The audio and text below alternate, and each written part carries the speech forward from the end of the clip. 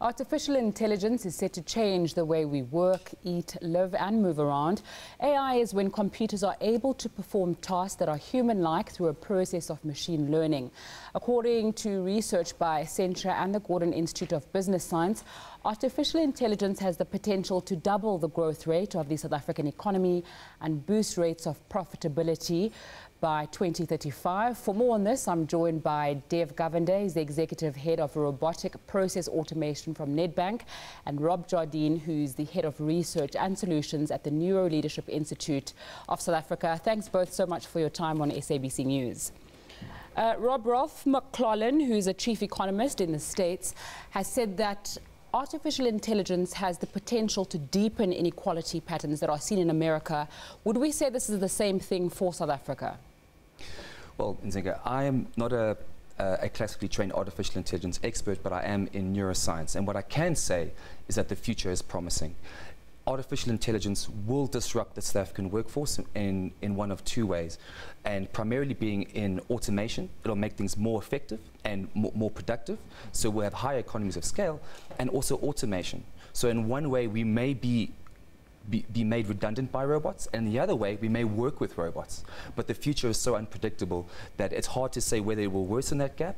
But one thing is that we will be more productive in the future because of artificial intelligence. Dev, at Nedbank, you've implemented artificial intelligence. We're also hearing that about 3,000 human jobs may be replaced at Nedbank by robotic jobs. Tell us a little bit about that. Singa, just to give you some clarification, I think that headline was kind of wrong. I think we're going to use, just to give you context of what we're doing from a robotics perspective, there's two types of robotics. The first one, what we refer to as robotic process automation, is merely a software that can do things intelligently to do tasks that are basically repetitive, routine, and intensive. So we use RPA for that part.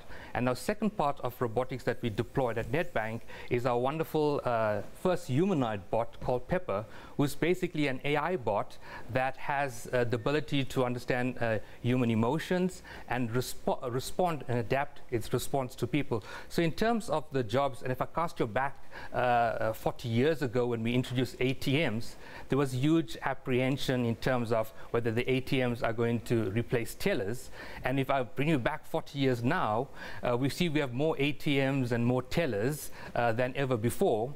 And as part of our digital journey, we believe the same pattern will happen from a job perspective. So Nedbank is not going to replace 3,000 jobs. Mm-hmm. Yeah. So the robots are going to perform these tasks, and I think you've said that through these 3,000 jobs are lost anyway through attrition, so people who work at your bank shouldn't be worried. Absolutely, absolutely, absolutely. Rob, you have spoken about the impact of AI on labour. In a country like South Africa, where we're seeing 26.7% unemployment, and there is going to be this massive disruption, how do we make sure that people aren't left even further behind by this revolution? What you're talking about here is a very real concern for the majority of the South African public, because often what happens is in the AI space, it's often the very low-skilled jobs or processes that are made redundant by robots, which is the first step of entry for many people that are unemployed. It's sort of the lowest hanging fruit that are going to be made redundant, and that's why we fear it. But from what we know from neuroscience, and especially breakthroughs at the NeuroLeadership Institute, is that the brain has a practically infinite amount of possible connections.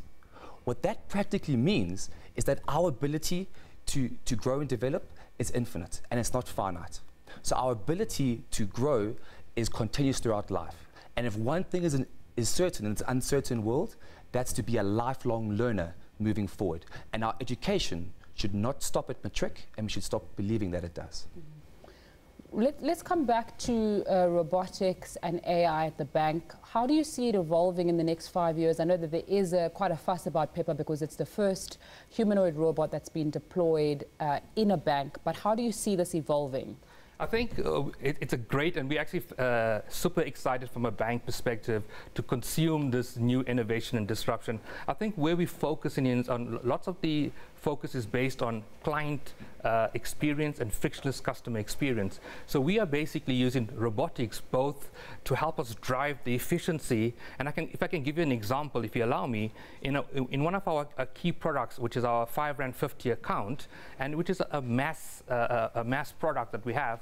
And we basically look at how can we make this product slick, cheap, efficient. In our current process, to apply for that account typically takes us around 5 to 7 days. With the introduction of robotics and AI, we're able to reduce that time to 2 hours.